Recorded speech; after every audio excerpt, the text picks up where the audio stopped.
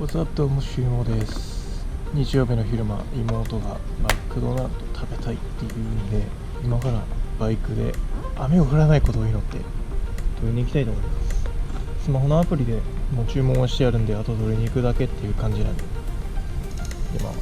途中で事故もないように安全運転で行きたいと思います。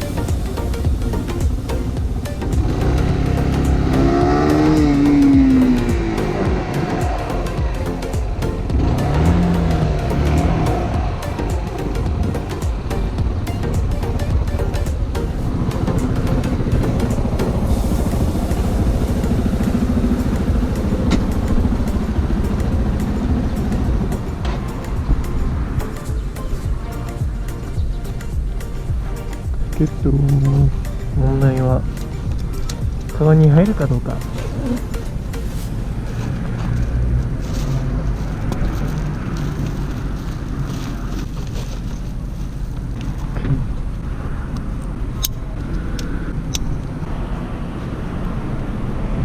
じゃあ安全運転で帰りましょう。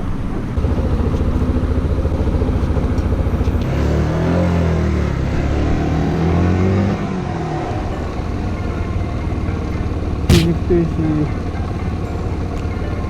ほんまに止まらないと大勢で困る。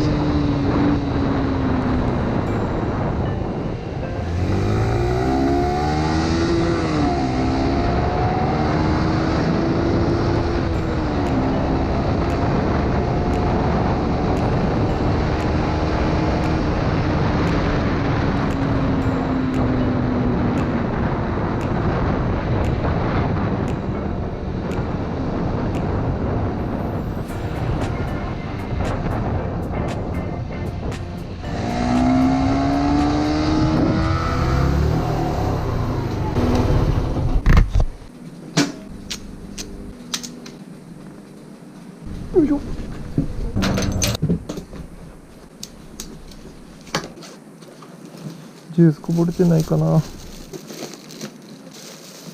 ああ、やっぱりこぼれとる。めっちゃこぼれとる。